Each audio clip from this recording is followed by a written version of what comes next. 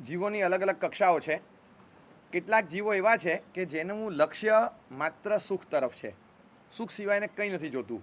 પછી એ સુખ મેળવવા માટે પાપ કરવા પડે તો પાપ કરશે, મહેનત કરવી પડશે તો પરિશ્રમ કરશે, જતું કરવું પડે તો જતું કરશે, અને ઝૂંટવી લેવું પડશે તો ઝૂંટવી લેશે.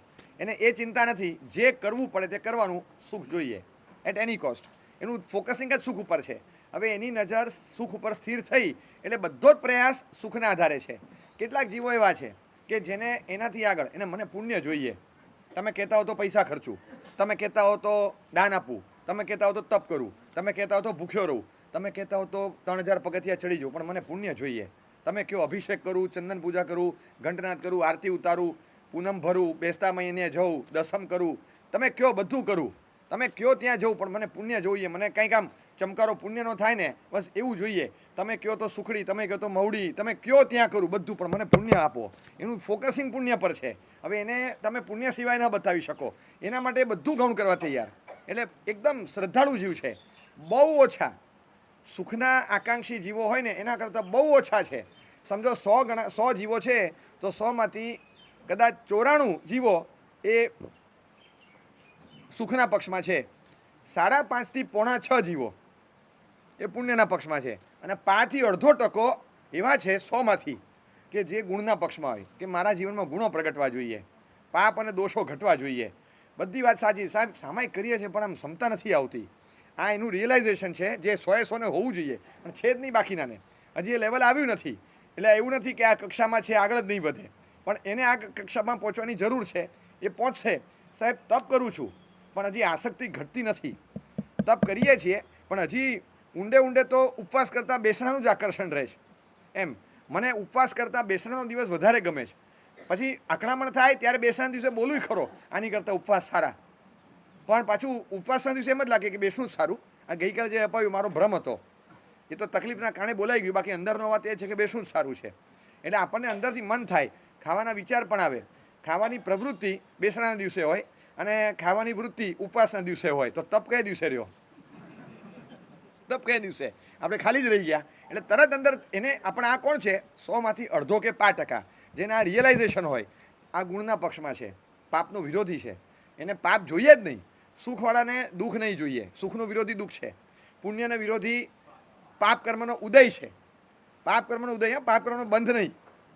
પુણ્યનો વિરોધ, પુણ્યનું આકર્ષણ હોય એટલે પુણ્ય બંધનું કે પુણ્ય ઉદયનું? પુણ્યના ઉદયનું જ આકર્ષણ છે. સુખ એટલે શું? સત્તાનું સુખ કે ભોગવટાનું સુખ? સત્તાનું સુખ એટલે બેલેન્સમાં પડેલા 4 કરોડ રૂપિયા ઉપાડવાના નહીં. પાસબુકની એન્ટ્રી બતાવવાની, આપણી પાસે 4 કરોડ છે, 4 કરોડ છે, પાસબુકની એન્ટ્રી બતાવો, પણ તમારે ઉપાડવાના નહીં. એ 4 કરોડને કરવાના શું? આરતી ઉતારવાની? એને શું કરવાનું?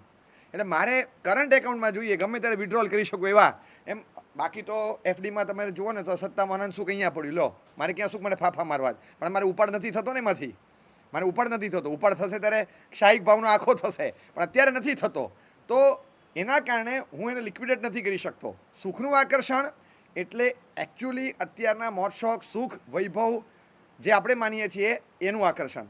પુણ્યનું આકર્ષણ એટલે પુણ્યના બંધનું નહીં, પુણ્યના ઉદયનું આકર્ષણ.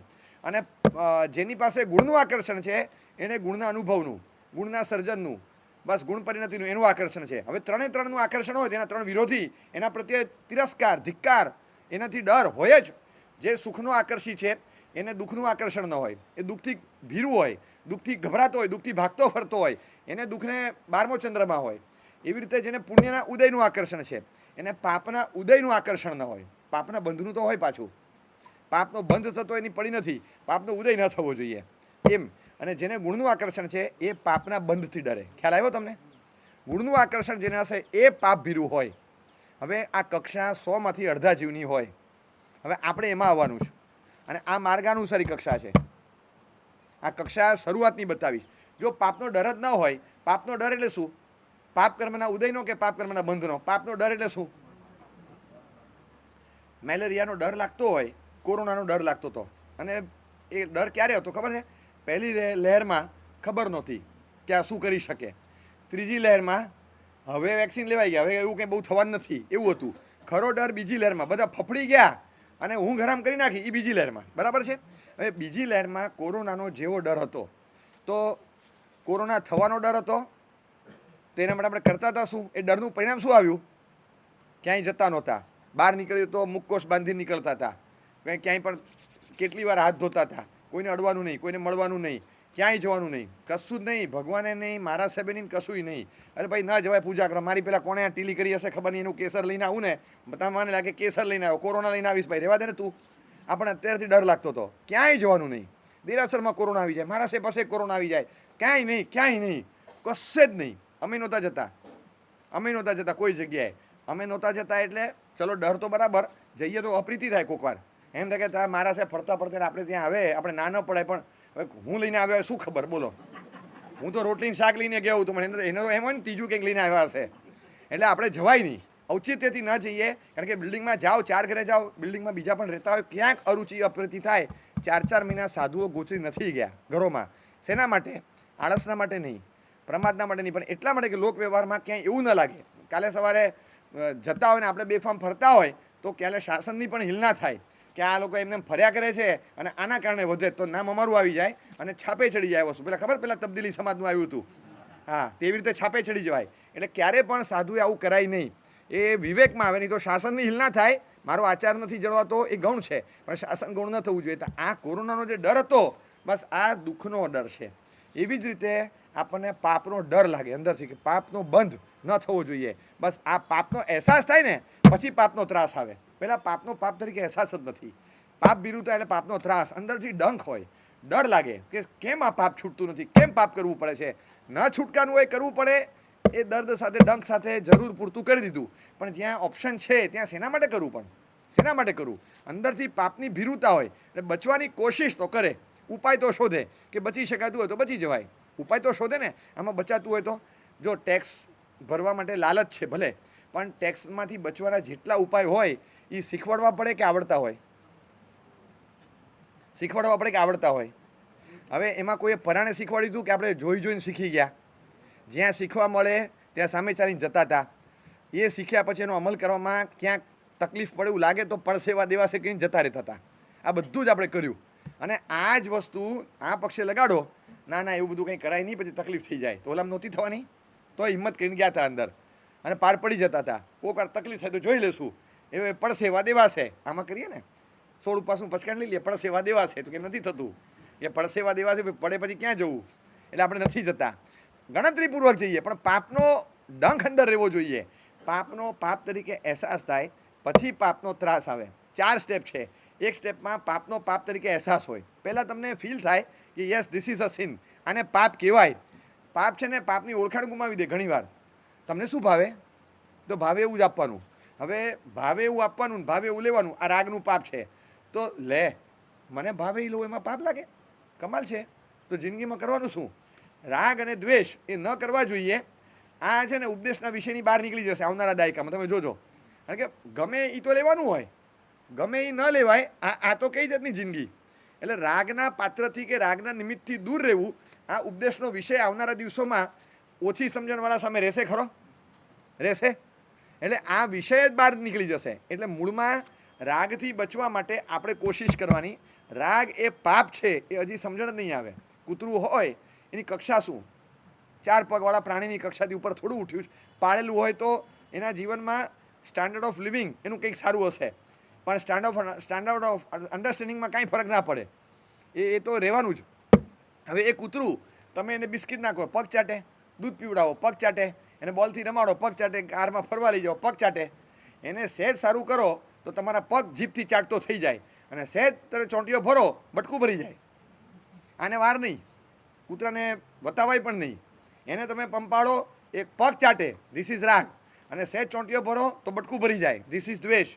હવે આ વાતમાં ચાટે ને વાતમાં બટકા ભરે. આ રાગ અને દ્વેષ, કૂતરા જેમ આ પ્રવૃત્તિ કરે એવી આપણી પ્રવૃત્તિ છે. રાગ એટલે ચાટવું અને બટકું ભરવું એટલે દ્વેષ. હવે એ કૂતરાને શોભે, આપણે ન શોભે, આપણે ના કરાય. પણ એ કક્ષા નથી કે બધા સમજે. એટલે રાગ અને દ્વેષ ન કરવા જોઈએ. આ કક્ષા આવતા વાર લાગે છે. એ પાપ તરીકે અહેસાસ તો થવો જોઈએ કે ખરેખર આ પાપ છે. પાપ જીવનમાં હોય, પણ પાપની સ્વીકૃતિ ખરી કે આ પાપ છે એમ? જીવનમાંથી પાપ જાય કે ન જાય, પણ પાપ તરીકે રજીસ્ટર થાય છે આપણી પ્રવૃત્તિમાં કે આ જે મેં કર્યું એ આ કેટેગરીમાં આવે છે. એ પાપ તરીકે રજીસ્ટર નથી થતું. ક્યાં થાય? એ એન્જોયમેન્ટના ખાતામાં જાય છે. અને ક્યાં મોબાઈલ હાથમાં લીધો અને 1 કલાક 2 કલાક જે કર્યું એ હવે એમાં કેટલો ભાગ પાપના ખાતામાં હતો, આપણે શું જોયું, કેમ જોયું, શા માટે જોયું, કેટલી વાર જોયું, કેટલો સમય કાઢ્યો, એ વખતે શું વિચાર્યું, આ બધી કેટેગરી વિચાર્યા પછી એને કયા ખાતામાં નાખવાનું, ખાલી એન્જોયમેન્ટના ખાતામાં નાખવાનું એમ છે. એ કયા પાપના ખાતામાં જાય, તો એ પાપના ખાતામાં હું આ પાપ કરી રહ્યો છું, છૂટે નહીં તો પણ આ પાપ કરી રહ્યો છું, હું ફીલ જ નથી થતું, પાપનો અહેસાસ જ નથી હજી. પાપનો પાપ તરીકે અહેસાસ થાય ને પછી સેકન્ડ સ્ટેપ આવે. સેકન્ડ સ્ટેપ પાપના અહેસાસ પછીનું છે પાપનો ત્રાસ. પાપનો ત્રાસ થાય અંદરથી. આ કેમ નથી છૂટતું ખબર નહીં. ગઈકાલ નક્કી કર્યું હતું કે આપણે મોબાઈલ જ નથી ખોલવો, મારું પાછું ચાલુ થઈ જાય, 2 મિનિટ ખોલું ને એટલે 2 કલાક નીકળી જાય, ખબર જ નહીં. આ જરૂર જ નથી, આ શેના માટે આ ચાલુ થઈ ગયું છે ખબર નહીં. પાપનો ત્રાસ થાય, ડંખ થાય, પણ એ પાપનો અહેસાસ થયો હોય તો પાપનો ત્રાસ થાય. એટલે પહેલા નંબરમાં પાપનો અહેસાસ થાય, સેકન્ડ નંબરમાં પાપનો ત્રાસ થાય. પછી ત્રાસ થાય ને એટલે પછી ત્રીજા સ્ટેપમાં પાપનો રાસ થાય. તમને પાપ ઘટે, પાપનો જીવનમાંથી રાસ થાય. રાસ એટલે ઘટાડો, હાનિ, ધીમે ધીમે ઓછા થતા જાય. એ તમે ચોપ કરતા જ જશો. ત્રાસ હોય ત્યાં ઓછું થશે થશે ને થશે. જે માણસનો ત્રાસ હોય ને બિલ્ડિંગમાં, એના ઘરે તમે ઓછા જશો ને એના ઘરે એને તમારા ઘરે ઓછામાં ઓછું બોલાવશો. ન છૂટકે સોસાયટી ભેગી થાય ત્યારે ભેગા થશો, બાકી એને સ્માઇલ પણ નહીં આપો, કારણ કે તમને અહેસાસ થઈ ગયો અને ત્રાસ થાય જવે એની સાથે બેસવામાં, તો બાજુમાં નહીં બેસો, કારણ કે અહેસાસ અને ત્રાસ છે તો રાસ થઈ ગયો, આવ્યો જ. અને તમને કોઈ કહે કે બીજા એક જગ્યા મળે છે, હા તો શોધી કાઢો ને ભાઈ, મારે છુટકારો જોઈએ કાયમનો, આ તો ક્યાં ક્યાં ભેગા થઈએ, સાવ છૂટી જતું હોય ને, આ 10% રહ્યું એ જતું રહે, સાવ શાંતિ, તો કહો ને આપણે ફ્લેટ બદલી નાખીએ, તો આપણે બદલી નાખીએ. આને પાપનો નાશ કહેવાય. આ નાશ મોક્ષ અવસ્થામાં છે, સંપૂર્ણ પાપ નાશ છે જ નહીં કોઈ પાપ જીવનમાં. પાપનો રાસ એ સાધુપણામાં છે, પેલું સિદ્ધપણામાં નાશ. સાધુપણામાં પાપનો રાસ, કોઈ પાપ નથી. કોઈ અતિચાર આદિ લાગી ગયા તો જ, બાકી નહીં. અને પ્રમાદ આદિના કારણે કોઈ દોષ સેવાઈ ગયો તો, બાકી કયું પાપ છે સાધુ જીવનમાં? તો પાપનો રાસ મોટા ભાગે, અને ગ્રહસ્થ જૈનાવંત આચાર સંપન્ન જીવનાર હોય એના જીવનમાં પણ પાપનો રાસ સારા એવા પ્રમાણમાં છે. હવે પાપનો ત્રાસ આ સંકિતની અવસ્થામાં છે કે એ પાપ કરતો હોય પણ અંદરથી એને ડંખ હોય.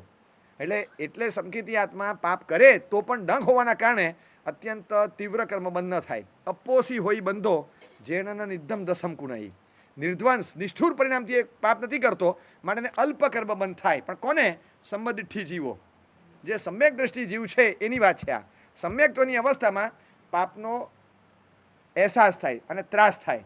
પાપનો અહેસાસ માર્ગાનુસારી જીવનમાં છે કે પાપની પાપ તરીકેની સ્વીકૃતિ, એટલે બચવાનો પ્રયત્ન હોય કે ડરે કે આ રોગની રોગ તરીકે સ્વીકૃતિ આવી ને સેકન્ડ લહેરમાં, રોગની રોગ તરીકેની સ્વીકૃતિ આવી.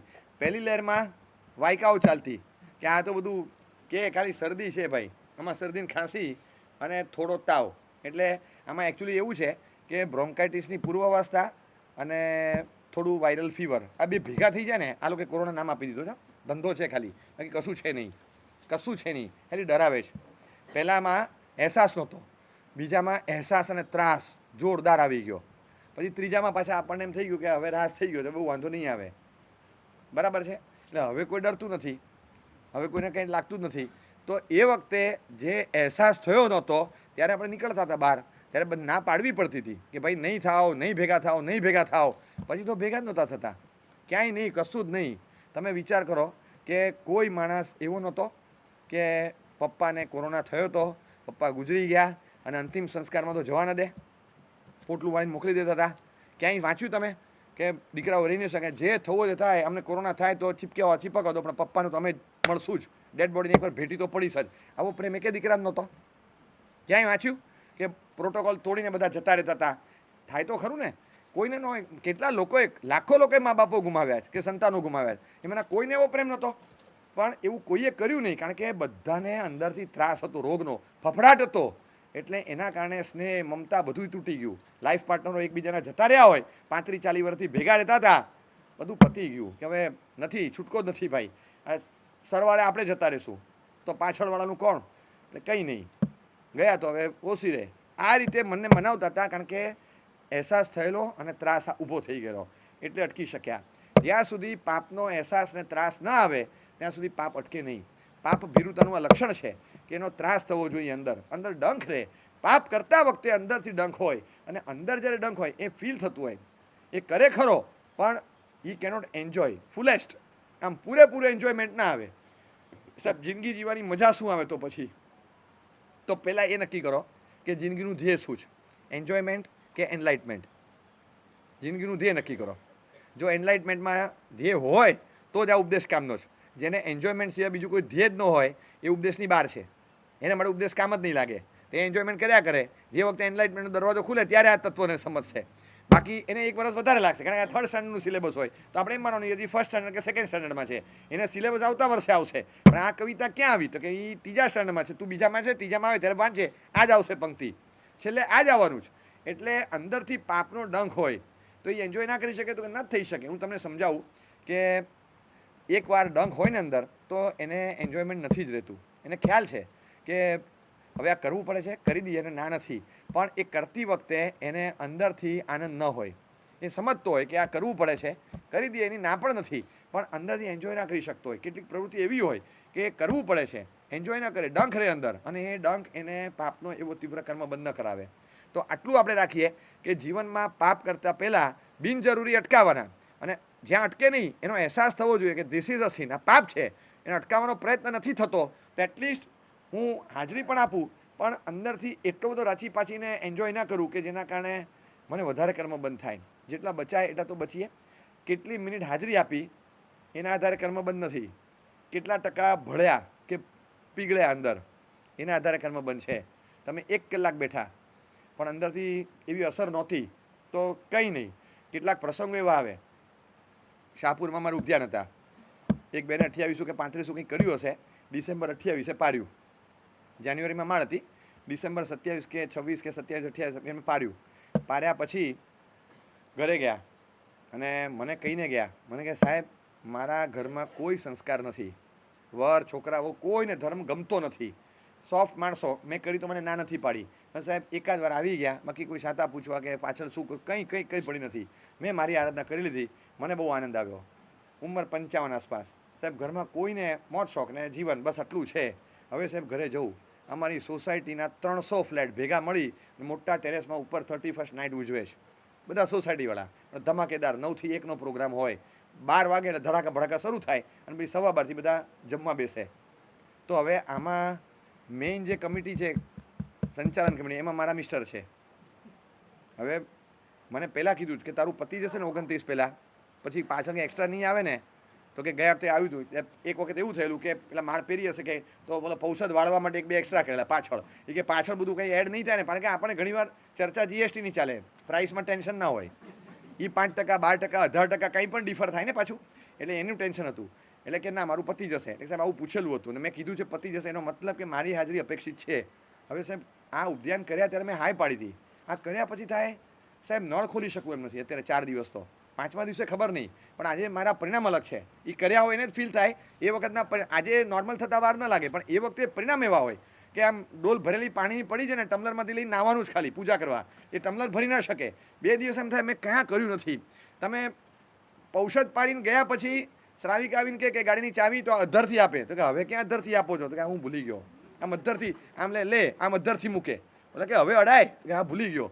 ટ્રેનમાં બેસે 2 દિવસ સુધી કોઈક આવીને બેસી જાય તો આમ ખસી જાય, પછી કે હવે ક્યાં સંગઠો થવાનો છે. એને સંસ્કાર એવા પડ્યા હોય, બહાર જાય તો કામળી શોધે, સવારે ઊભા થાય ચરોડો શોધે. આ સંસ્કાર પડ્યા. આની અસર કેટલી? 25, 40, 45 વર્ષથી આરામ સમારંભ કરતા હતા, એની ઉપર ચડીને 40 દિવસના સંસ્કારે વર્ચસ્વ જમાવી દીધું. પ્રવૃત્તિનું સાતત્ય હતું ને, આ સંસ્કાર જામી ગયા. હવે સાહેબ મારા અંદરના પરિણામ એવા છે સાહેબ હું નહીં કરી શકું. મારું પ્રતિક્રમણ 8:30 પતશે, 9 વાગે ઉપર જઈને હું ડિસ્કોની ટ્યુન સાંભળું એમ. સાહેબ મને નહીં ફાવે, હું શું કરું? હવે મેં કીધું બરાબર છે, અધર્મ ન પામે એ જોજો. આ કરાવ્યું એ ખોટું કરાવ્યું એવું મનમાં ન થાય એ જોઈ લેજો ખાલી. એટલે તમે રસ્તો એવો કાઢો કે એમને ફીલ થાય કે અત્યારે આમને આમાં ન નખાય, એમને ફીલ થવું જોઈએ. તમે પરાણે કરશો તો તમારું ટકશે, પણ એમને ધર્મ પ્રત્યે અરુચિ થશે. એ ધર્મ પામ્યા નથી. તમે શું કર્યું છે એનું વેલ્યુ નથી, અને તમે કયા લેવલ પર પહોંચ્યા છો અત્યારે. કદાચ આ લેવલ અઠવાડિયા પછી 15 દિવસ પછી નહીં પણ હોય, ડિગ્રેડ થશે, પણ અત્યારના તમને આમાં ન નખાય. હવે આઈસીયુમાંથી સીધા દુકાનમાં થોડા જવાય. આઈસીયુ હોય, પછી જનરલ વોર્ડ હોય, પછી ઘરનો આરામ હોય, પછી 2 કલાકની દુકાન હોય, પછી ફૂલ ટાઈમ હોય ને, એ સ્ટેપ બાય સ્ટેપ જવાય ને. આઈસીયુમાં નળીઓ ચાલતી હતી અને કાલે દુકાનમાં માણેક ચોકમાં બેઠો હોય, એવો કેવો દર્દી હોય? હવે આ તો પાપના ક્ષેત્રમાં બધું બંધ કરીને આઈસીયુમાં નાખે અમે 47 દિવસ, અને સવારના પોરમાં પછી તેને તમે તા થઈ કરતા હો તો કેવું લાગે? પણ એ ભાઈને સમજવા દો. અને મને મળ્યા ત્યારે કહેતા હતા કે સાહેબ ગયા, પ્રતિક્રમણ પતાવી સંથારાપુરથી બોલી ગયા, ઉપર ગયા, પાછી નીચે આવીને સંથારાપુર સુવાના હતા. ઉપર ગયા, ટેરેસમાં બેઠા, અને સાહેબ ટેવ પડી ગઈ હતી ને 9 વાગ્યાની, સવારનું થાય ઊંઘ આવવા માંડે. કારણ કે અહીંયા તો 9 વાગે ભપ, 4 વાગે ઊભા થવાનું, 9 વાગે ભપ, 11 વાગે તો પહેલી ઊંઘ પતી જાય. આપણે ઘરે તો 12:30 પહેલી ઊંઘ શરૂ નહોતી થતી, અહીંયા 11 વાગે આંખ ખુલે તેમ લાગે કે ઓહો પહેલી ઊંઘ તો પતી ગઈ. 9 વાગે ઊંઘી ગયા સવારનું ઉદ્યાનમાં, કંઈ કરવાનું નથી સાહેબ. 9 સવારનું થયા, પ્રેક્ટિસ હતી, આંખ મીચાવા માંડી. ઓલા જોયા કરે કે હું ઊંઘે છે, બે ગીતો ચાલે, બધા નાચે, અને બધા નહોતા નાચતા, અમુક બેઠા હતા ખુરશીઓમાં, 100-150 જણા બેઠા હતા, 400-500 જણા ઝૂમતા હતા. તો ડેક મ્યુઝિક ચાલે, ને મને ઊંઘવાવાળા એકલા, બેસવાવાળા ઘણા હતા અમારી જેવા મોટી ઉંમરના, પણ ઊંઘમાં એકલા ને આવે. અને ઊંઘ આવતા આવતા પછી 10 થઈને ઊંઘ કંટ્રોલ કરીને પડે કે ના, એમને એમ ન થાય કે આ નથી આવતી, પરાણે આવી છે એવું પણ ફીલ નહીં કરવા દઉં. એટલે જેમ કહેશે એમ કરીશ. એ બેઠા રહ્યા ત્યાં. એ કે સાહેબ ખરેખર ભગવાનનો પ્રભાવ હતો. 10 મને કીધું થાક લાગ્યો છે, તું જા સુઈ જા. તો કે ના બેઠી છું, સુઈ જા, તબિયત બગડશે, એમાં મને કાંઈ નહીં થાય, સુઈ જા. એ કે હોંશે નહોતી ગઈ. હવે આ બેન કઈ રીતે બેઠા છે? મને કહો, તમને લાગે 1-1.25 કલાક બેઠા, આ હોંશે બેઠા હોય ખરા? યોગી અવસ્થા છે આ બધી. મેં ગચ્છાથી બધી જય ગોસ્વામી મહારાજને એકવાર ડાયનેમિક સવાલ પૂછ્યો હતો. શું સાહેબ દીક્ષા પહેલાં તમે પિક્ચર કેટલા જોયેલા? મને કે અડધું. મેં કેમ અડધું? મને કે અડધો કલાક પછી ઊંઘ આવી ગઈ. એટલે આખું તે કે નથી જોયું, બીજી વાર ગયો નથી. અરે મેં આ તો યોગી કક્ષા કહેવાય, પિક્ચરમાં ઊંઘ આવે? ક્યાં બાળકને ઊંઘ આવે? ઊંઘ આવી ગઈ હતી. ત્યારથી મારા મનમાં બેઠું, આ નાનપણથી યોગી હતા, પિક્ચર જોતા ઊંઘ આવે, આવું તો બાળક હોય કોઈ દિવસ 10-11 વર્ષની ઉંમરે? એમ સાહેબને ઊંઘ આવી ગયેલી. હવે આ મ્યુઝિક ચાલતું હોય ત્યારે આ બેન ઊંઘતા હતા, એમને ઊંઘ આવતી હતી. એટલે પેલા ભાઈને જ થયું કે આ થાક છે, આટલા દિવસની વીકનેસ છે, સુઈ જાય. લાગણી તો હતી જ, ન ગયા હોત ને તો આખું અલગ ચિત્ર હતું. એટલે એવું નથી કે ઘસડાઈને જવું, સમજુ વ્યક્તિ હોય તો પહેલેથી આપણે ન જવા દે, પણ સમજે નહીં, એને ધર્મ પ્રત્યે અરુચિ થાય કે અધર્મ લાગે એવું તમે કરો તો ધર્મ નહીં પામે. એટલે આપણે પછી પગલું એવું ભરવાનું ઔચિત્યથી કે એને અધર્મ ન થાય. બસ આટલે ગયા. અને એ જે રીતે બેઠા હતા ને, આને પાપ ભીરુતા કહેવાય. પાપની પ્રવૃત્તિમાં કંઈક અંશે સામેલ હતા, પણ કાયા ભળેલી, મન ભળ્યું નહોતું. 2 વસ્તુ પાપ ભીરુતા હોય ને, ત્યાં 2 વસ્તુ આવે કે જ્યાં કાયા જાય ત્યાં મન ન જાય, અને જ્યાં મન જાય ત્યાં કાયા ન જાય. આ 2 વસ્તુ કરવાની તો પાપ ભીરુતા કહેવાય. મન તો ગમે ત્યાં જશે, તમે જોજો, અનુભવ કરજો કે મન ક્યાં ક્યાં જાય. નો એન્ટ્રીની બધી ગલીઓમાં ઘૂસી આવશે, પણ કાયા નથી જતી.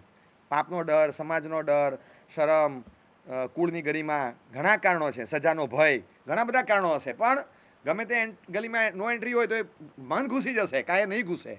બસ આ મન જાય ત્યાં બધે કાયાને નહીં જવા દેવાની, અને જ્યાં કાયા જવું જ પડે એમ છે ત્યાં જશે, ત્યાં મનને નહીં ભળવાનું. આટલું જો બેલેન્સ કરી શકીએ, આ પાપ ભીરુતા, આ 2 પોઈન્ટ પ્રોગ્રામ રહે તો અહેસાસ છે અંદર કે ખરેખર જીવનમાં પાપને પાપ તરીકે સ્વીકૃતિ આપી. દરજ્જો તો ઊભો કરીએ કે આ પાપ છે, રોજ થતું હોય તો પણ આ પાપ છે. મનમાં પહેલાં અહેસાસ આવે, પછી ત્રાસ આવે, પછી રાસ આવે, અને પછી નાશ આવે.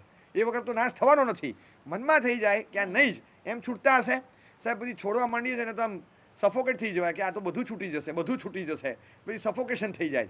હવે સફોકેશન થઈ જાય તો એક ભાઈને વિચાર આવ્યો કે મારે આપઘાત કરવો છે. ઘરે ગયા, અને પછી ઘરે જઈ અને ટેબલ ઉપર ચડ્યા, પંખા પર દોરી બાંધી લટક્યા. હજી લટકવાનું શરૂ કર્યું, ફાવતું જ નહોતું, ગોળ ગોળ ફરે, આમાં આગળ પાછળ થાય, ખબર નહીં, સેટ નહોતું થતું. કારણ કે આની કંઈ પ્રેક્ટિસ તો હોય નહીં પાછી. એટલે જે કરવાનું હતું પહેલી વાર ને છેલ્લી વારનું હતું, તો આ બધું કરવા જ સેટ જ નહોતું થતું. નીચે ઉતર્યા, પછી જોયું કે બીજી કોઈ જગ્યા છે કે નહીં. પછી કે આમ એક ક્રોસમાં દોરી બાંધીને એની પછી લટકતી રાખું, નીચે જ રાખું. હવે નીચે હોય ને એટલે આ બધું ઉપર ફાવતું નથી, હાથ પહોંચતા નથી બરાબર. હવે નીચે કરવા જાય તો પગ નીચે. હવે પગ અધ્ધર થાય તો મરે માણસ. આ પગ નીચે વાળે એમાં મરે નહીં. પ્રેશર ક્યાંથી આવે? પ્રેશર ફંદાનું નથી આવતું, નીચેથી ઉપર થાય ને ત્યારે ગ્રેવિટી નીચે ખેંચે અને પગ અધ્ધર રહે, એમાં મરે. હવે પગ અધ્ધર નહોતા રહેતા તો પાછું ફાવ્યું નહીં. 3 વાર પ્રેક્ટિસ કરી, 3 વખતમાં 1.5 કલાક બગાડ્યો. પછી છેલ્લે ફેંકી ઘા કરી દોરી, જવા દે, નથી મરવું, રે શું જીવતા. હવે હસતા ખીલતા આસાનીથી આપઘાત નથી થતો તો પાપઘાત થાય થાય? એ તો કડક પગલાં ભરતા આવડવા જોઈએ ને. થતું જ નથી એમ કઈ રીતે થાય? આપઘાત કરવો છે ને ત્રાસથી ડરવું છે, ત્રાસ ન થવો જોઈએ, તકલીફ ન પડવી જોઈએ. તો સોફિસ્ટિકેટેડ ફેસિલિટેટેડ આપઘાત હોય ક્યાંય? રસ્તા છે એના શોધે જ બધા કે તમે દવા લઈ લો ને પીડા વગરનું મૃત્યુ તમને મળી જાય, તમે જતા રહો, બગાસું આવે ને જતા રહો, બસ એની જેમ. એટલે કમ્પ્યુટરમાં ચાપ દાબીને જેમ જતો રહે ને માણસ, પ્રોગ્રામ ડિલીટ થઈ જાય એવી રીતે ડિલીટ થઈ જાય જિંદગી. રસ્તા શોધે છે પણ સામાન્યથી એવા રસ્તા શોધાતા નથી. એને ત્રાસ વેઠવાની તૈયારી રાખવી પડે. આપઘાત કરવો છે અને ત્રાસની તૈયારી ન હોય, થતા હશે તો પાપનો ઘાત પણ એ રીતે જ થાય કે ત્રાસની તૈયારી રાખવી પડે. એ અંદર લાગશે થોડું આપઘાત કરવો છે, આપઘાત એમને નથી થતો. હું મરી જઉં છું, હવે ઘરે પગ નહીં મૂકું, જઉં છું સીધો, કાલે સવારે કાંકરિયામાંથી બોડી મળશે, યાદ રાખજે. અને કલાકમાં પાછા આવ્યા તો શું થયું? અરે આંગળી બોળી, ડિસેમ્બર મહિનો, ઠંડુ ગાર પાણી, એ ઉનાળામાં વાત. જાન્યુઆરીમાં પાછી બબાલ થઈ ઘરે, આ નીકળ્યો, હવે તો પાછો જ નહીં આવું. તો કે તમે આ ઠંડીમાં પાછા આવશો? કે ના, આ વખતે રેલવેના પાટા પર જઉં છું, કલાક પછી તને સમાચાર મળશે, રેલવેના પાટા પરથી મળશે, થેપલાન છુંદા બાંધી આપ, ચાલ. તો કે શું થેપલાન છુંદા, શેના માટે? અરે કે મારે જવું છે. તો એમાં થેપલા છુંદા શેના જોઈએ? અરે કે આ બધી રેલવે અડધો કલાક ને કલાક મોડી આવે તો ત્યાં હું ભૂખે મરું? ઓલા કે ભાઈ તમે પાટા પર રહેવા દો, પાટલા પર બેસી જાઓ, જમાડી દઉં તમને, તમારું કામ નથી. હવે વાતો કરે આપઘાતની અને આટલો ડર હોય. આનું ગજું છે આપઘાત કરવા જાય, ફાંકા મારે? આપઘાત કરવાની એ છાતી જોઈએ. એવી રીતે પાપઘાત કરવો હોય એની છાતી જોઈએ. પાપ તોડવા છે, અંદર સ્પિરિટ ના હોય, અંદર ખુમારી ન હોય, પાપ છૂટતા હશે, સ્વીકાર થવો જોઈએ. આ આપઘાતનો વિચાર કેમ આવ્યો? જિંદગી એ ત્રાસ લાગતી હતી, જિંદગી ત્રાસ છે, આ અહેસાસ ન થાય, આપઘાતનો વિચાર આવે. આમ જિંદગીમાં કેમ એકદમ સુખી, એકદમ સુખી. તો આમ ઈચ્છા શું થાય? બસ એમ ઈચ્છા થાય કે કાલે ઝેરની ગોળી લઈને મરી જવું. ઘણા શું કરે ખબર છે? 3 દીકરા હોય ને, બધા પોતપોતાની મૂડી આપીને છૂટું કરી નાખે. નહીં, આપણે શું ઈચ્છા છે? જો બધા પ્રેમે સુખે સુખે સાથે રહે છે, સુખે સુખે સાથે રહેતા હોય ને ત્યારે બધાને જુદા પાડી દેવાના. પછી શું છે, લડી ઝઘડીને છૂટા પડે ને એની કરતાં આપણી હાજરીમાં બધું આમ સરખે સરખું કરી નાખીએ. આવો વિચાર હોય છે ને ઘણાને. એવી રીતે કે આમ બધું સુખ છે, જો જિંદગીમાં કોઈ દુઃખ નથી, તો આપણે સુખેથી જ મરવું છે. કાલે સવારે દુઃખ આવે ને એની કરતાં દુઃખ આવે એ પહેલાં કાલે જ મરી જવું, આવો વિચાર આવે છે? કોઈને આવે? સુખે સુખે મરવું છે, એમ સુખે સુખે છૂટા પડવું છે, એમ સુખે સુખે મરવાનો વિચાર આવે? જ્યાં સુધી ત્રાસ અનુભવમાં નહીં આવે ત્યાં સુધી જિંદગી છોડવાનો વિચાર નહીં આવે. જિંદગી એ ત્રાસ છે, આ વિચાર આવે છે, એ વિચાર ઘૂંટાય છે, એ વિચાર પરિપક્વ થાય છે, મેચ્યોરિટી પામે છે, પછી એ થોટ મેચ્યોર થયા પછી એનકેશ થાય, એ વગર ન થાય. એવું જ પાપના ઘાત માટે છે. પાપ છે, પાપ છે, પાપ છે એવું ફિલિંગ વારંવાર થયા કરે અને પછી એ પાપ છૂટે, એ વગર પાપ છૂટે નહીં. તો અંદર જે પાપ છે, પ્રવૃત્તિ પછી અટકે ને તો પણ પહેલાં એને સ્ટેટસ આપી દો કે ધીસ ઇઝ અ સિન, આ પાપ છે. અળગણ પાણી ઢોળવાનું ચાલુ છે, આ પાપ છે, આ તું પાપ કરે છે, અળગણ પાણી ઢોળે છે, બેફામ વિરાધના થાય છે, આ પાપ છે. ઘાસ ઉપર ચાલે છે, બેફામ પાપ છે, આ ભયંકર પાપ છે. આટલું બધું ગાર્ડનિંગ, ક્રીપિંગ, આટલું બધું આ પાપ છે. આવું સતત થયા કરતું હોય. આમ વાળ કપાવવા જુદી વાત છે, પણ આ ઘાસ કાપવું બહુ મોટું પાપ છે. વાળમાં જીવ નથી, આ ઘાસના તણખલામાં જીવ છે. આ ફટ ક્રીપિંગ ચાલુ છે, આ પાપ છે, આ પાપ છે, આ પાપ છે. મનમાં સતત થયા કરે, આવું ફીલ થતું હોય ને ત્યારે એનો ત્રાસ થશે અને ત્રાસ ડેવલપ થાય પછી છૂટે, એ વગર છૂટે નહીં. પુરુષાર્થ કરો તો પુરુષાર્થ તો ધસી જશે આગળ, પણ એ પુરુષાર્થ પ્રગટાવવા માટે અંદર જે આમ ધગસ જોઈએ ને, એ પાપનો પાપ તરીકે અહેસાસ. જ્યાં સુધી અહેસાસ ન થાય ત્યાં સુધી ત્રાસ ન થાય, ત્રાસ નહીં લાગે ત્યાં સુધી છૂટશે નહીં. તમને અંદરથી ડંખ રહેવો જોઈએ. એટલે પાપની પ્રવૃત્તિ ન પણ છૂટે તો પણ મનમાં એવું રાખવાનું કે કરવી પડે તો કાયા ભલે કરે છે પણ મન ફૂલ્લી અંદર ન ભળે, આટલું ના ભળે. મન, વચન અને કાયા 3 ભેગા જ્યાં થશે ને એ વસ્તુ જામશે, એ જામી જશે. હવે હું કોઈક ધર્મક્રિયા કરું છું, પચકાણ કાયાથી લીધા છે અને પાડું છું કાયાથી. ખાવાનો વિચાર તો મનમાં આવ્યો, ઉપવાસ કાયદેસર થોડો ભાંગ્યો કહેવાય. લાડવા, આજે ઉપવાસ છે, મનમાં કંઈક થઈ જાય. લાડવો જોઈને, પેંડો જોઈને મન થયું, ખાલી 5 મિનિટ માટે, 2 મિનિટ માટે, ફ્રેક્શન ઓફ અ સેકન્ડ માટે, અરે આજે ઉપવાસ છે, બેડ લક. બસ પછી મન ફરી ગયું. પણ આ કંઈ ઉપવાસ કાયદેસર ભાંગ્યો ન કહેવાય. ભૂલમાં કણીઓ મુકાઈ ગયો તો આપણે આલોચના લેવા આવીએ, પણ ઈચ્છાપૂર્વક ઈચ્છા થઈ ગઈ હતી તો એનું આપણે પ્રાયશ્ચિત લેવા નથી જતા. સાહેબ ભૂલમાં છે ને કાચું પાણી જ પીવાય ગયું, હું ભૂલી જ ગઈ કે મને બેસવું છે. ઊભા ઊભા રોજની ટેવ પ્રમાણે પીવાઈ ગયું, તરત આલોચના લેશું. પણ સાહેબ મને ખાવાનો વિચાર 2 મિનિટ માટે આવી ગયો હતો, ખાધું નથી પણ આ વિચાર આવ્યો હતો. આપણે એને માનતા પણ નથી, કારણ કે કાયદેસર ઉપવાસ અખંડ જ કહેવાય. તો કેમ અખંડ કીધો? કાયદેસર અખંડ કેમ કીધો? મન ગયું હતું પણ કાયા નહોતી ગઈ ને, બરાબર છે? કાયા નહોતી ગઈ. હવે મન ગયું હતું પણ કાયા નહોતી ગઈ, એને અખંડ ઉપવાસ કહેવાય. તો પછી તમે કાયા જાય ત્યાં મન ન જાય એને શું કહેવાય? એને પણ કાયદેસર ઉપવાસ ન કહેવાય, તો સેમી ઉપવાસ તો કહેવાય ને. જ્યાં તમારી કાયા જતી હોય અને મન ન જતું હોય તો પછી સાહેબ જિંદગીમાં પછી મજા જેવું ન રહે. મજા જેવું ન રહે પણ જાગૃતિ કેટલી આવે? ભવ કયો છે? મજાના ભવ તો કરોડો કર્યા, આ ભવ એનો નથી.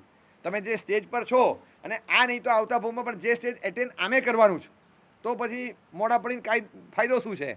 આ સ્ટેજ જ્યારે મળતું ત્યારે લઈ લઈએ, પ્લેટફોર્મ એના માટેનું જ છે. ચલો આ ભવમાં નહીં ગયો તો બીજા કોઈક ભવમાં. જાગૃત થયા વગર તો મોક્ષ મળવાનો નથી. તો પછી જાગૃતિના ભવમાં આવ્યા છીએ તો કરીએ ને અત્યારે પ્રયત્ન, કેમ ન કરીએ? એટલે હવે એક લેવલ પર છીએ. હવે આપણે પાછા બધા એક અલગ લેવલ પર ના, આપણે આપણા લેવલથી વિચારવાનું, આપણે આપણા લેવલથી વિચારવાનું. બધે તમે લેવલની ઠોક કરો તો આમાં લેવલ કેમ નથી લાવતા? આપણે કયા લેવલ પર છીએ? પૂજા કરતા તે લેવલ તો 30 વર્ષથી છે. હવે કયું લેવલ આવ્યું? આપણું લેવલ વધતું જ નથી, સ્ટાન્ડર્ડ વધે જ નહીં. તો એનો મતલબ શું? કાંઈક તો સ્ટાન્ડર્ડ વધારીએ. હવે એ પાપ લાગે છે તો મને અંદર ડંગ છે, પ્રવૃત્તિ નથી છૂટતી, પણ અંદરથી મન ભળતું નથી. આટલું ખાલી રાખીએ, પૂરેપૂરું મન ભળી ન જાય અંદર, આમ ઇન્વોલ્વમેન્ટ પૂરું આવી જાય એવું ખાલી ન થવા દઈએ. આટલું થાય કે નહીં? જ્યાં મન જાય ત્યાં બધે કાયા ન જાય, અને કાયા જાય ત્યાંથી મન પાછું ખેંચાઈ જાય. આટલું જો કરતા આવડે ને, જીતી જઈએ. બોલો, કોઈ પણ એક આદર્શ ઇન્ડસ્ટ્રીયલિસ્ટ કોને કહેવાય ખબર છે? આદર્શ લીડરશિપ ક્વોલિટીવાળો ઇન્ડસ્ટ્રીયલિસ્ટ કોને કહેવાય? સ્ટાફ કેમ્પસની અંદર આવે ત્યારે બધા ભેગા થઈને કામ કરે અને બહાર નીકળ્યા પછી ભેગા ન થાય, આ ધ્યાન રાખી શકે. એ આદર્શ ઇન્ડસ્ટ્રીયલિસ્ટ કહેવાય. અંદર ભેગા થઈને કામ ન કરીને ઝઘડા કરે અને બહાર જઈને યુનિયન બનાવે, મરી જાય. અંદર ભેગા રહેવા જોઈએ અને બહાર ભેગા ન થવા જોઈએ. આ બંને રીતની આવડત જોઈએ તો ઇન્ડસ્ટ્રીયલિસ્ટ કહેવાય. એમ મન વચનને કાયા ધર્મના ક્ષેત્રમાં આવે ત્યારે ભેગા રહેવા જોઈએ અને પાપના ક્ષેત્રમાં જાય ત્યારે ફૂટ પડવી જોઈએ. મન જાય તો કાયા નહીં, કાયા જાય તો મન નહીં. આ મેનેજ કરતા આવડે તો ધર્મ સાધના થાય. એ વગર ધર્મ સાધના ન થાય. આ ફંડામેન્ટલ્સ છે, આના વગર થશે નહીં. હવે આ કુનેહ છે આપણી પાસે? આ કુનેહ નથી. મન જાય તો જાને દો, મત જાને દો શરીર. બહુ સરસ ઉક્તિ છે હિન્દીમાં કે મન જાય તો જાને દો. હા નથી પાડતા, ચિંતા ના કરો. સાહેબ મને આવા વિચાર બહુ આવે છે. મન જાય તો જાને દો, મત જાને દો શરીર. શરીર પર સંયમ રાખો. બધે મન જાય ત્યાં પાછળ ઘસડાશું નહીં. આટલું ખાલી કરી દઈએ છીએ તોય આપણે સંયમમાં રહીએ છીએ, તોય બચીએ છીએ. આ પાપનો ડંખ છે. એવી રીતે ક્યાંક શરીર છે તો મન રિવર્સમાં પાછું ફરી ગયું. કરીએ છીએ હાજરી આપવાની. ક્યાંક ન જઈએ, ઉચિત નથી લાગતું, આપણે જઈએ, કરી દીધું. પણ હવે રોજ ચોવિયાર કરીએ છીએ. હવે આજે કોઈ કારણસર બહાર જવું પડે એમ છે, બહાર જવું પડે એમ છે ને હવે બિઝનેસ રિલેશન એવા છે ઘરનાને, ન જઈએ તો ચાલે એવું નથી, જવું જ પડે. હવે રાત્રે ખાવું પડ્યું, ત્યાં રાત્રે થોડુંક લેવું પડ્યું, એક ડીશ નાની, આટલું ખાવું પડ્યું. ન ખાય તો સારું ન લાગે, આમ જીવ બળે, ડંખ રહે અંદર. હવે આ પ્રવૃત્તિ કાયાએ કરી પણ મન ભળતું નહોતું. એ બહુ સારું થયું. આવી પાર્ટી અઠવાડિયામાં 2 વાર આવે તો સારું. એ બને ચોવિયાર તો ન કરે ચાલે. આમ ચોવિયારનો ચોવિયાર કહેવાય. અને કાયદેસર છૂટ મળી જતી હોય ને, કારણ કે આપણે નિયમમાં લીધેલું છે, બહાર ગયે આવે છૂટ, આવો કોઈ પ્રસંગ હોય તો છૂટ, આવું આપણે ધારેલું જ છે. હવે આવું ધારેલું હોય એટલે આપણે તો કેવું ધારીએ કે સાહેબ 2 વખતની છૂટ રાખું છું, એક તો હું માંદો હોઉં ત્યારે અને બાકી માંદો ન હોઉં ત્યારે. તો નિયમ ક્યાં રહ્યો? આપણે છૂટો એટલી બધી રાખતા હોઈએ ઘણીવાર કે ખબર જ ન પડે. બહાર જવું ત્યારે, ન જવું ત્યારે. બહાર ગયે છૂટ હોય તો આપણે છૂટનો ઉપયોગ કર્યો અને એમાં આનંદ હોય. આનંદ. અમારે અપવાદ લેવાનો વખત આવે ક્યારેક ક્યારેક, માંદા પડે તો અપવાદનું સેવન આવે, પણ અપવાદના સેવનમાં આનંદનો અનુભવ ન થાય તો જે માર્ગ છે. લક્ષ્ય ઉત્સર્ગનું હોય કે નહીં, ગોચરી નિર્દોષ, માંદા પડ્યા, ઉકાળો, ઘેંસ બધું બનાવડાવીને ખાવાનું છે. 8 દિવસ પેટની તકલીફો, શરીરની તકલીફો બહુ છે, તો એકવાર ઓલ્ટર થવા દો. બધું સરખું થઈ જાય પછી પાછા રસ્તે આવી જશું. પણ હવે આ છીએ તો પછી પૂરેપૂરું વસૂલ કરો ભાઈ. એટલે અપવાદના આચરણ વખતે 2 જાતની માનસિકતા હોઈ શકે. એક માનસિકતા માપસરની છૂટ, બીજી માનસિકતા રીતસરની લૂંટ. આ પણ હોય. હવે માંદા પડ્યા છે તો મોસમીનો રસ લાવ ને આ લાવ ને તે લાવ, એ રીતસરની લૂંટ. પછી તો 8 દિવસ એટલે 12 દિવસ ને બધું જ દે ધનાધન, એ ના ચાલે. માર્ગ એટલે માર્ગ, માપસરની છૂટ એ માર્ગ, રીતસરની લૂંટ એ ઉન્માર્ગ છે, એ રીતે ના ચાલે. એવી રીતે પાપનો ડર હોય ને એ માપસરની છૂટ લઈ લે, પણ એના અંદર એને જાગ્રત હોય ને ડંખ રહે. આ છેતરપિંડી નહીં કરવાની, સેલ્ફ કોન્શિયસનેસ સાથે ચાલે. એ આ રીતે કરીએ ને, પાપ કરવાનું અંદર ડંખ રાખવાનો તો કંઈ વાંધો નથી. હું મારા સાહેબે કહી દીધું એટલે કરાય. આવું મેં ક્યારેય નથી કીધું. હજી સાંભળી લેજો, મેં આવું કીધું જ નથી. અંદર કરતાં કરતાં અંદર ડંખ જીવતો રહેવો જોઈએ. અને હજી તમને બે વસ્તુ કહી દઉં કે પાપની પ્રવૃત્તિ અને પાપનો ડંખ બે ભેગા લાંબો સમય સાથે ન રહે, કન્ફર્મ ન રહે. પાપની પ્રવૃત્તિ અને પાપનો ડંખ બે ભેગા લાંબા સમય સુધી ક્યારે પણ નહીં રહે. ડંખ પાવરફુલ હશે તો જતે દિવસે આગળ જતાં પાપની પ્રવૃત્તિ અટકાવી દેશે, અને પ્રવૃત્તિ પાવરફુલ હશે તો 2-4-6 મહિના પછી ડંખને મારી નાખશે. બે ભેગા લાંબા સમય સુધી લગભગ ન રહે. ડંખના આધારે કાં તો પ્રવૃત્તિ નામશેષ થાય, પ્રવૃત્તિના આધારે નહીં તો પછી ડંખ જતો રહે. ડંખ સાથેની પ્રવૃત્તિ લાંબો સમય નહીં ચાલે, અને કાં તો પ્રવૃત્તિ સાથેનો ડંખ લાંબો સમય નહીં ટકે. એટલે આ એક પગલું આગળ વધીએ કે કાયા જાય પણ મનને ન જવા દઈએ, અને મન જાય ત્યાં કાયા ન જાય, તો પાપનો ડંખ ઊભો રહેશે. અને ડંખ ઊભો રહેશે, કોઈક વાર ડંખ પાવરફુલ થાય, પ્રવૃત્તિને અટકાવી દેશે, અટકાવશે. મારું મન ના પાડે છે, મારું મન ના પાડે છે. 1 વાર 2 વાર 3 વાર પછી પપ્પા એક કામ કરો ને, મારે નથી જવું એને ત્યાં. કેમ કે તમે કીધું હું 3 વાર જઈએ, પણ મને અંદર જઈને કોન્શિયસ બાઇટ કરે છે. એના ઘરે મારે નથી જવું પપ્પા, પ્લીઝ પ્લીઝ. મને દર વખતે આગ્રહ ન કરો. જો 3 વાર બેટા 1 વાર જઈ આવો પપ્પા, પ્લીઝ મને આગ્રહ ન કરો. મારી છે ને જરા પણ ઈચ્છા નથી. હું 3 વાર જઈ આવ્યો, અંદરથી મારું કોન્શિયસ ના પડે, પપ્પા રહેવા દો. 4થી વારમાં દીકરો બોલશે ને, એને ઈચ્છા નથી ને પપ્પા મોકલે રાખે છે, પપ્પા મોકલે રાખે છે. હવે આ વસ્તુ ક્યાંથી? પાપ ભીરુતા. જો દુઃખ ભીરુતા હોય ને તો દુઃખ ભીરુતામાં જતાં પહેલાં પાપની ભીરુતા તો જોઈએ ને. એક વસ્તુ તમને કહું, તમે કોઈક તમારી ઉંમર 50-55ની અને સામે પક્ષે કોઈ 50-55ના છે. હવે બે મિત્રો છે, બંને એજેડ અને મિત્રો સિનિયર સિટીઝન્સ, ગાર્ડનમાં ભેગા, મોર્નિંગ વોકમાં ભેગા, આ બધે રોજ ભેગા થતા હોય, મિત્રતા બહુ સારી. એમાં એકને ફ્રેક્ચર થયું, લપસી ગયા, પગ ભાંગ્યો, 3 મહિનાનો ખાટલો છે. હવે એમનો એકનો એક દીકરો, સામા પક્ષે એકનો એક દીકરો અચાનક એક્સિડન્ટમાં ઓફ થઈ ગયો. હવે આમને તો ટેન્શન થઈ ગયું, આનો દીકરો મરી ગયો, જવું જોઈએ પણ ઊભા નથી થવાતું. તો એ શું કરે, એના દીકરાને કહે કે તું જરા જઈ આવ ને. હવે એના દીકરા સાથે જરાય મેળ નથી. આ બાપા સાથે મેળ છે, પણ એના દીકરા સાથે આ દીકરાને જરાય મેળ નથી. એ કે પપ્પા હું નહીં જઉં. અરે કે ભાઈ તું છોડ, એ બધું ના જો, મારા રિલેશન જોવાના તારે, તું જઈ આવ એકવાર, તું જઈ આવ. નહીં પપ્પા મને આગ્રહ ના કરો. અરે ભાઈ એક મારી હાજરી તારાથી પૂરાશે, તું જઈ આવ, ઈચ્છા વગર પણ જઈ આવ, ખબર ન પડે, ગાંડો ન થા. ત્યાં હાજરી ન હોય ને સારું ન લાગે, આપણા ઘરના રિલેશન છે, પગ સારો ને હું સવારથી ઊભો હોત, હું નથી જઈ શકતો, તું જઈ આવ. પપ્પાના રિલેશન હતા માટે દીકરાએ જવું પડે કે નહીં? જવું પડે, બરાબર છે. હવે રિવર્સ કેસ કે આ દીકરાને આ દીકરા સાથે બહુ મનમેળ છે, પણ આ બાપા સાથે બોલવા વ્યવહાર નથી, ફાટેલું છે ક્યાંક. હવે ઓલો જતો હોય તો પપ્પા શું કહેશે? શરમ આવે જ તને? શરમ આવે છે? ઓલો ગમે તેમ બોલે જ મારી સાથે, બધાની વચ્ચે મારી આબરૂના લીરા ઉડાડે છે, અપમાન કરે છે, અને તારે એની સાથે મીઠો સંબંધ રાખો છો. પણ પપ્પા તમારું જુદું છે, મારે ને એને શું લેવા દેવા છે? તમારા કારણે હું મારો, તને શરમ આવે? તું કોનો દીકરો છે? કોઈ બાપ માટે ગૌરવ નથી? જે માણસ તારા બાપને ગાળ આપતો હોય તારે એને ત્યાં પાર્ટી કરવા જવું છે? શરમ આવે તને? તે જોયું નહીં એને કઈ રીતે વર્તન કર્યું? એને બાપાએ મારી સાથે વર્તન બરાબર નથી કર્યું, તો my son should not go there. એ દીકરો અટકે કે ન અટકે? બોલો, જો ખરેખર સપૂત હોય તો. અને અટકવું જોઈએ કે નહીં? એટલે આનો અર્થ એ થયો કે રિલેશન અને બોન્ડિંગ એનો બેઝ ક્યાં ખબર છે? તમારા ઉપરના જનરેશનના રિલેશનને બોન્ડિંગ એનો બેઝ છે. જો ઉપરના રિલેશનના બેઝ એકદમ મજબૂત હોય તો તમારે બાય ડિફોલ્ટ બોન્ડિંગ ઊભું કરવું પડશે જો નહીં હોય તો. અને જો એમનું બોન્ડિંગ તૂટેલું હશે તો તમારું રિલેશન મજબૂત હોય તો પણ તમારે એ ઘટશે અને ઘટાડવું જ પડે, બરાબર છે. હવે જો ટ્રેક પર લાવું તમને, સુખનો અને દુઃખનો બાપ કોણ? સુખનો બાપ ધર્મ છે અને દુઃખનો બાપ પાપ છે, બરાબર છે. હવે મારે શું જોઈએ છે? મારે સુખ જોઈએ છે, બરાબર સમજો. આજે જો મગજમાં ગયું ને તો 4 મહિના કશું જ નહીં કરવું પડે તમારે, એમને સુધારો હમણાંથી થઈ જશે. આ ક્રીમ આપું તમને. સુખનો બાપ કોણ? ધર્મ. દુઃખનો બાપ પાપ. હવે સુખનો બાપ ધર્મ છે, મારે સુખ જોઈએ છે કે એ મારા ઘરે આવવું જોઈએ, એ મારા ઘરે આવવું જોઈએ. એ તો દીકરો છે, એ મારા ઘરે આવવું જોઈએ. ક્યારે આવે? એના બાપા વાંધો નહીં ઉપાડે? એના બાપા અને મારું રિલેશન સારું હોય તો જ આવે ને. હું એના બાપા સાથે ગમે તેમ વર્તું અને દીકરો મારા ઘરે આવે, આવવા દેશે? હું આમંત્રણ આપું, મારે એમ બાજુ વન સાઇડેડ લાઇકિંગ છે, એના બાપા રોકે નહીં એને. એટલે સુખના બાપને હું સાચવી લઉં અને સુખના બાપ સાથે સારું રિલેશન રાખું તો જ એ બાપા એના દીકરાને મારે ત્યાં આવવા દે, બરાબર છે. હવે બાપાનું નામ ધર્મ છે, જેની સાથે મારે કોઈ લેવા દેવા નથી, અને ઈચ્છા રાખું કે દીકરો આવ્યા કરે તો બાપા વાંધો નહીં ઉપાડે.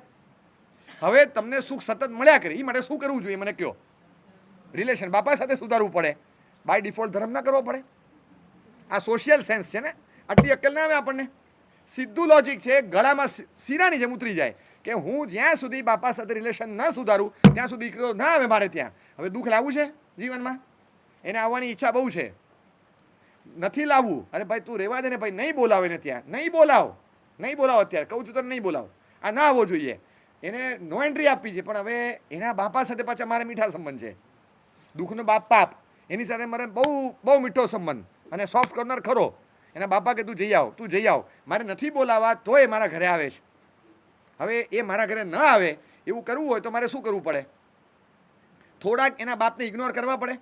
2-4 વાર એના બાપને ઇગ્નોર કરી દઉં. તક હતી, આમ નીકળતા હતા તો એ ગાડીમાં લિફ્ટ ના આપી, ગાડી સડસડ આમ કર્યું, આપણે સામે જ ન જોયું, નીકળી ગયા. એના બાપાના માણસ છે આપણી સોસાયટીમાં સામું નથી જોતો, અવાજ 100% સાંભળ્યો, રાડો પાડીશ, બેરો છે માણસ, જતો રહ્યો. એટલી ખબર નથી, ઈ જ બિલ્ડિંગમાં જાય, હું વરસાદમાં ઊભો છું તો સાથે લેવા ના જવાય. એકલો ગયો ગાડીમાં. હા 2 વાર 3 વાર આવું થયું. અરે દેરાસરમાં ચડાવો બોલ્યા પ્રક્ષાળનો, બેસતા મહિને અહીંયા 500 મણનું ઘી બોલ્યા. દેરાસરમાં એકલો આવ્યો જ, એકલાએ પ્રક્ષાળ કર્યો, કીધું નહીં કે તમે આવો એમ. એ શરમ ના આવે, એકલો હતો તો બીજા 5 જણ અંદર જઈ શકે તો મને બોલાવાય નહીં. બીજા આવો બારગામ ના હતા, પરઘરથી આવેલા એને લઈ ગયો અંદર. અને મને બાજુના બિલ્ડિંગ ફ્લેટ ભરું, મને ન લીધો અંદર. કઈ જાતનો માણસ છે? 3જી વાર અનુભવ થાય ને, છટ નથી જોતું, હવે એની સામે નહીં જોવાનું. છટકે તમે ઇગ્નોર 3 વાર કરો, 4થી વાર એ ઇગ્નોર કરશે, નથી જવું. હવે એને ત્યાં કંઈક પ્રસંગ છે, નથી જવું, પણ એને પડી જ આપણી કાંઈ, આપણે ચાટીએ જેને એને કાંઈ પડી છે, નથી જવું. હવે દુઃખ ના આવે, પણ એના બાપાને ઇગ્નોર કરવાની આવડત જોઈએ. તમે 3 વાર ઇગ્નોર કરો એના બાપને, દુઃખનો બાપ પાપ, એને ઇગ્નોર કરો. પાપની ઓપોર્ચ્યુનિટી છે, નથી જવું. પછી એનો દીકરો છે ને, એને કહેશે બાપા તો હું નહીં જઉં. મારી પણ કોઈ ખાનદાની નહીં, પપ્પા તમારી સાથે કેવો વ્યવહાર રાખે છે, તમારી ઉપેક્ષા કરે, હું નહીં જઉં એના ઘરે. અને જતો હોય તો નથી જવાનું, મારી ફજેતી કરે, તારે એના ઘરે જવું તો મારા ઘરે આવતો નહીં. કોનો દીકરો તું? કોનો દીકરો છે? બેસ અહીંયા, નથી જવાનું એના ઘરે. આ સીધો કાયદો છે જીવનમાંથી પાપનો નાશ કઈ રીતે થાય? આ રીતે થાય, સીધો કાયદો છે. તમે બાપા સાથે રિલેશન મેન્ટેન કરો તો એને દીકરો આવશે જ. સુખ માટે નહીં મહેનત કરો, તમે બાપની સાથે રિલેશન મેન્ટેન કરો, દીકરાને બાપા મોકલશે, ન કેમ મોકલે?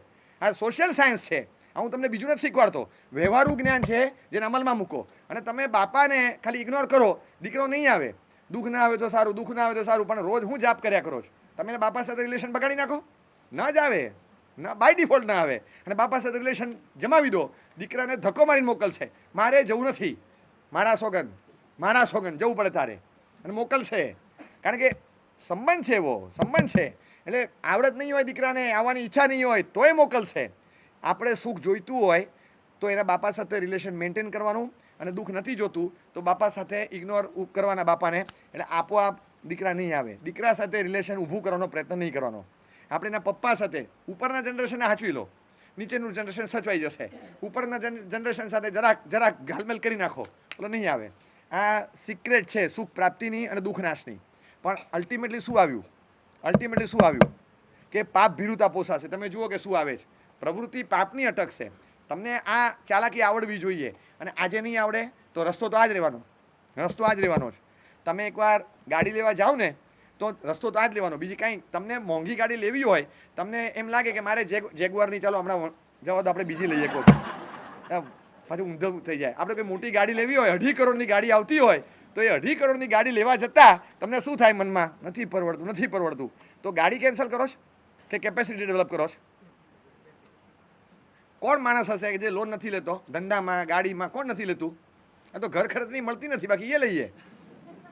બધું ચાલે જ. મને તો થાય કે ઘરમાં તમારો પંખો કેમ ચાલે ઘણી વાર, આમ 15 મિનિટ ચાલે, 2 મિનિટ બંધ રહે, 15 મિનિટ ચાલે, 2 મિનિટ બંધ રહે. પછી કોઈ પૂછે કે આવું કેમ? તો કે હપ્તે લીધો છે, એટલે હપ્તે હવા આપે છે. આવી જિંદગી જીવીએ છીએ આપણે. તો આવી જિંદગી જીવતા હોઈએ તો આપણે કેપેસિટી નથી, તો કેપેસિટી ડેવલપ નથી કરતા લોન લઈને. પછી એમાંય ભરીને આપણે ભલે રીપે કરીએ, પણ કેપેસિટી નથી તો ક્રિએટેડ કેપેસિટીથી આપણે લેતા હોઈએ. ખબર છે આ એકચ્યુઅલી પરચેસ ખોટી છે, અગેન્સ્ટ ધ ઇકોનોમિક્સ ફંડામેન્ટલ્સ. આ ડિમાન્ડ જ ન કહેવાય મારી દ્રષ્ટિએ. This is not demand. ડિમાન્ડની વ્યાખ્યા જોજો, કોઈ ઇકોનોમિક્સ ભણેલા હોય ને, તમે ડિમાન્ડની વ્યાખ્યા જોજો. આલ્ફ્રેડ માર્શલ ડિમાન્ડની વ્યાખ્યા આપે છે, backed up by the capacity to pay for it. Inner want. Demand is an inner want backed up by the capacity to pay for it. Facility to pay for it એમ નહીં. તમને જે loan મળે છે ને that is the capacity to pay for it, not the capacity. તમને facility મળી, તમારામાં capacity તો હતી નહીં, તમને ફેસિલિટી મળી છે એટલે તમે પે કરો છો. તમને કેપેસિટી ક્યાં છે તમારી? એટલે એકચ્યુઅલી ડિમાન્ડની વ્યાખ્યા પ્રમાણે પણ આ નથી બેસતો પરચેસ, પણ કરે છે. કેપેસિટી નહીં તો ક્રિએટેડ કેપેસિટી. આટલું બધું પરચેસ, સાહેબ અમે દીક્ષા લઈ નથી શકતા, સાહેબ અમારી કેપેસિટી નથી. હવે લોન લઈને લેવાય કે નહીં મને કહો? ભાવના નથી થતી તો ભાવનાની લોન ના લેવાય? ઘણા લોકો હશે, તમને લાગે છે ગૌતમ લબ્ધી તમને કેપેસિટી હતી, 4 દિવસ અહીંયા આવ્યા તો અમારા કારણે ભાવ થયા એમ તમે કહો છો, થયું છે એવો અનુભવ? બરાબર. આ ભાવનાની લોન લીધી કહેવાય ને. આપણામાં તો એ ભાવ હતા? આ બેંકમાં આવ્યા તો ભાવનાની લોન પાસ થઈ, સેન્કશન થઈ, એ લોન લીધી તો આવી ગયું કે નહીં? હવે શું કરો? હવે કશું નહીં. આ ગૌતમ લબ્ધી પૂરો થાય એટલે 24 ચાલુ રાખીને EMI ભરતા રહેવાના, બીજું શું કરવાનું? લોન રીપે તો કરવી પડશે. હવે આ રીતે તમને કયો ભાવ ન પ્રગટે મને કહો? બેંકમાં હાજરી આપે, પેપર્સ મૂકે તો લોન સેન્કશન થાય, પણ લોન સેન્કશન તો કરાવવી પડે ને. આ પદ્ધતિ છે કે ક્રિએટેડ કેપેસિટી આમાં છે તો આમાં કેમ નથી કરતા? આમાં કરી શકીએ. ગુણના ધર્મના પક્ષે જવું જ જોઈએ. સીધું છે. આપણે ઉપરના રિલેશનને મેન્ટેન કરીએ, નીચેના રિલેશન આપોઆપ સુધરશે. સુખ સાથે રિલેશન જમાવવાની કોશિશ જ નહીં કરવાની. ધર્મ સાથેનો સંબંધ જુઓ અને થઈ જાય બધું. આજે ને બધા હોશિયારો જ. બે વસ્તુ છે, કેટલીક વાર ઉપરનાને જમાવો ને તો નીચેનો જામી જાય, ઘણી વાર નીચેનાને જમાવો તો ઉપરનો જામી જાય. બેન ખરીદી કરવા ગયા હોય ને, પછી જુઓ કે આ બેન આવે ને 10-15 હજારથી ઓછું નથી લેતા, આવે મહિને એકવાર, પણ 10-15 હજારથી ઓછું નથી લેતા. બસ એ અને નાનું ટેણિયું, આ 2 જણા આવતા હોય. ટેણિયું તો ભર્યા હરફર કરતું હોય, પણ આ બેન તો આ આપો ને તે આપો ને, આવડી મોટી બાસ્કેટો ભરીને લઈ જાય, ગાડી ઊભી જ હોય બહાર. આ છે મોટા કસ્ટમર. એટલે ઓલો દુકાનદાર શું કરે?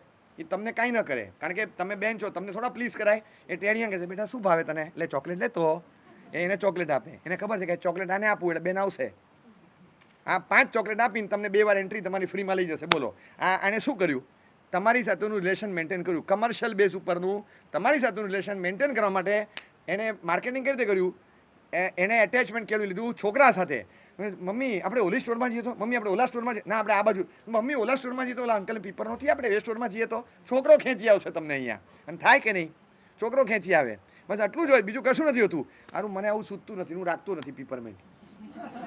બાકી આવા છોકરાનું હું આપ્યા કરું ને તો ઘણા પપ્પા મમ્મી આવતા થઈ જાય, પણ હું એવું કરતો નથી. પણ બાકી છોકરો ખેંચાઈને લઈ તો આવે કે ચલો ને પેલા મારા પાસે ચલો, એને જેમાં રસ હોય એમાં રસ હોય, પણ એના કારણે તમને આવે જેમાં મને રસ હોય, તે ફાયદો થાય ને. તો આ સિસ્ટમ છે કે કઈ રીતે કરવાનું, આ થઈ જાય. મુંબઈમાં કરેલું અમે લોકોએ, એટલે પેલા છોકરાઓના પોઈન્ટ્સ ના આપે, થાળી ધોઈને પીવો તો 10 પોઈન્ટ, પૂજા કરી તો 20 પોઈન્ટ, ચૈતન્ય કરે તો એક્સ્ટ્રા 10 પોઈન્ટ, દર્શન કરે તો 5 પોઈન્ટ, ગાથા પાઠશાળામાં હાજરી આપે તો 5 પોઈન્ટ, પછી એક્સ્ટ્રા ગાથાના એક્સ્ટ્રા 5 પોઈન્ટ, 3 ગાથા કરે તો 15 પોઈન્ટ. આવું બધું લખેલું હોય. એમાં મેં લખેલું તમારા મમ્મી વ્યાખ્યાનમાં આવે તો 20 પોઈન્ટ, અને તમારા પપ્પા વ્યાખ્યાનમાં આવે તો 50 પોઈન્ટ. સંખ્યા ડબલ. છોકરાના પોઈન્ટ કાર્ડમાં લખેલું. પપ્પા તમે જાઓ ને, મારા પોઈન્ટ્સ નથી આવતા, એના પપ્પા જાય, આના પપ્પા જાય, આના પપ્પા જાય, પછી મારું નથી આવતું, પપ્પા પ્લીઝ જાઓ. નહીં પપ્પા જાઓ, ભલા શાંતિ રાખ, જઉં છું. એટલે પપ્પાઓ વ્યાખ્યાનમાં આવવા માંડ્યા. હવે આ ટાર્ગેટ શું હતો મારો? બધા માસ્ટર માઇન્ડ છું, એમ માસ્ટર માઇન્ડ છું, શીખ્યો તમારી પાસેથી, પણ જોઈ લીધું આ ભાઈને એમ આવતા નથી. હવે ઘરમાં કોઈક હોવું જોઈએ ને, મારો એજન્ટ જે માથું ખાધા કરે તમારો. તમે એજન્ટ ક્રિએટ કર્યા ઘરમાં, બધું મોકલો. પાપ વિરુદ્ધા જેના પપ્પા રાત્રિ ભોજન કરે -10, આવું લખું તો શું થાય? તમારામાં પાપ વિરુદ્ધા નથી, પણ તમને પાપનો ડર નથી, પણ તમારા દીકરાને પોઈન્ટનો પ્રેમ છે, તો તમારામાં પાપનો ડર ન હોય તો ઊભો કરવો પડે કે નહીં? ઇફેક્ટ તો લાવી દે કે નહીં? પપ્પા તમે નહીં કહો મારા 10 - થઈ ગયા. મમ્મી પપ્પાને સમજાવો ને, કાંઈ સમજતા નથી. આ અઠવાડિયે મારા 70 - થયા. મેં મહેનત કરીને 14 ગાથા કરીને 70 પોઈન્ટ લીધા હતા. 5 પોઈન્ટ મળે. આ 7 દિવસમાં બધું ભૂકો કરી નાખ્યો. વોટ ઇઝ ધ યુઝ ગાથા કરવાનો? પછી મમ્મી કે તમે સમજો ને યાર, છોકરો ડિમોટિવેટ થાય, છોડો 24 કરો ને, તમારા માટેથી છોકરા માટે કરો. સારું ચલો. અને પછી પપ્પા મને 70 પોઈન્ટ એક્સ્ટ્રા મળ્યા, એટલે પપ્પા ખુશ. હવે જો પપ્પા આને ખુશ ના કરે તો છોકરો રમશે નહીં ખોળામાં, એટલે એને પ્લીઝ કરવા માટે પપ્પાએ 24 કરવા પડે. બરાબર છે? આ કન્સેપ્ટ છે કે તમે છોકરાને પણ ખાલી શીખવાડી દો, એને ખબર પડવી જોઈએ કે તારા પપ્પા 24 ન કરે તો તારા -20, અને મમ્મી 24 ન કરે તો -10. હવે છોકરાઓની એક શિબિરમાં મારે કરવી છે, અને બધાને કેવું તમારા પપ્પા વ્યાખ્યાનમાં હોય તો -40, અને મમ્મી વ્યાખ્યાનમાં હોય તો -20. બોલો બીજે દિવસે અસર દેખાય કે નહીં આની? એજન્ટ ક્રિએટ કરવાના હોય. બસ આ છે ને, મનને સમજાવો આ રીતે કે ગમે તે રીતે હું સુખની સાથે સંબંધ બાંધવા માગું છું, એના પપ્પા નથી, એના પપ્પા એને કહેશે જા, શું કામ ન કે? આ ગાંડીઓ હોય ને આવડતું ન હોય તો એને ન મોકલે બીજી વાર. જે સંબંધ બગાડે એને મોકલે. હવે પપ્પાને વાગ્યું હોય ને ઓલાને મોકલ્યો, પછી એને ગગા જેવો છે સાવ, કંઈ આવડતું નથી, તારે જવું પડે. અને પણ હું ગયો નથી વ્યવહારમાં, અને ભાઈ મારા પગ ભાંગ્યો છે, તારે જવું પડે. હવે એનો છોકરો ગુજરી ગયો, પ્રાર્થના સભા છે, મારા વતી હાજરી આપી આવ. કે પણ મને પપ્પા નથી ખબર, શું કશું નહીં. ત્યાં જવાનું, 2 મિનિટ બેસવાનું, સફેદ કપડામાં જવાનું, બહુ હસવાનું, ખીરખીરા ને બધું નહીં કરવાનું, થોડા સિરિયસ રહેવાનું. અને આજુબાજુવાળાને તું સાંભળીશ ને, તું બોલીશ અને તને બધી ખબર પડી જાય, બસ એ રીતે વાત કરવાની, બસ બીજું કંઈ નહીં. એ સારું. એ ત્યાં ગયો અને આજુબાજુમાં બધું સાંભળ્યું. પછી એક જણ કહેતું હતું, આ ઠીક છે 26 વર્ષે જતો રહ્યો, પણ બાપાની જાન છૂટી. માથાનો દુખાવો હતો આ દીકરો, કોઈને આવો દીકરો ના મળે. આ એકચ્યુઅલી ગયો પણ બોલાય નહીં, પણ એના પપ્પાને સુખ થઈ ગયું, શાંતિ થઈ. બાકી આને મોટો કરવો ટકાવો બહુ અઘરો હતો. બીજો કે હું હવે 26 વર્ષે આપણા ગામના કેટલા પૈસા દાબીને બેઠો હતા, બાપાએ ચૂકવવાના જ હવે. હા તો એના બાપાને શાંતિ થઈ ગઈ. આ બધું ચાલતું હતું. આ ભાઈએ સાંભળ્યું બધું અને પછી જઈને ચાલુ કર્યું. કોઈ ચિંતા ના કરતા, આમ કરતા, સાચું કહું તો તમને શાંતિ થઈ ગઈ. બે પડી. હા ત્યાં બોલાય એટલે પાછો આવ્યો આમ કરીને, પપ્પા કે શું કર્યું? આ તમારું રિલેશન મેન્ટેન કરવા ગયો, મને તો પડી. તો કીધું શું બોલ્યો? તો હું આવું બોલ્યો. તો કે ગાંડી આવું બોલાય?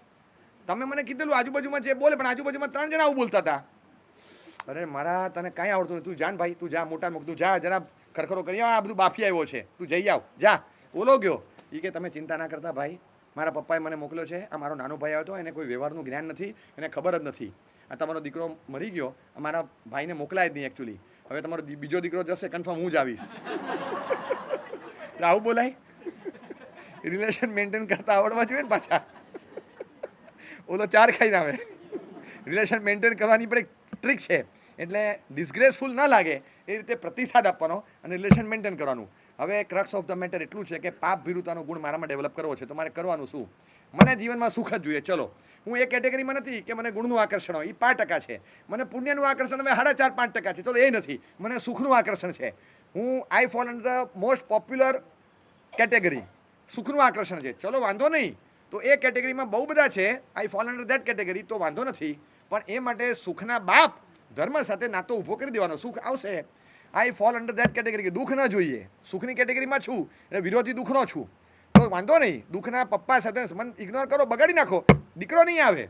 એને પણ એમ રિલેશન. હવે મારા પપ્પાની સામે નથી જોતો, શું જાય ને ત્યાં? અરે ન જાય યાર, મારા પપ્પાની જરાય કિંમત નથી કરતો, કદર નથી કરતો. એ આપણે એની સામે જોવાની શું જરૂર છે? મારા પપ્પા સામે નથી જોતો, હું એના દીકરા સામે ન જોઉં. સિમ્પલ વાત છે, ન જ જોવાય ને. મારે મારા બાપાનું વિચારવાનું કે નહીં? એક સ્વમાની છે, સુખ ને દુઃખ બેય. એના પપ્પાને માન આપો તો આવશે, નહીં આપો તો નહીં આવે.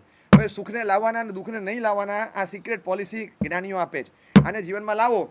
સુખની કેટેગરીમાં આવતા હો તો પણ સુખ આવતું રહે એ માટે ધર્મ સાથે સંબંધ પ્રસ્થાપિત કરવો પડશે, અને દુઃખ ન આવે એ માટે પાપ સાથે ઇગ્નોર કરવાની તેવડ કેળવવી પડશે. ધીસ ઇઝ પાપ ભીરુતા. પાપની ભીરુતા અલ્ટિમેટલી રિઝલ્ટ્સ ઇન દુઃખની અપ્રાપ્તિ. એમાં ભીરુતા પાપની કેળવવાની, પણ અપ્રાપ્તિ દુઃખની થાય, જે આપણે જોઈએ જ છે. તો આ કરજો એવી ખાસ ભલામણ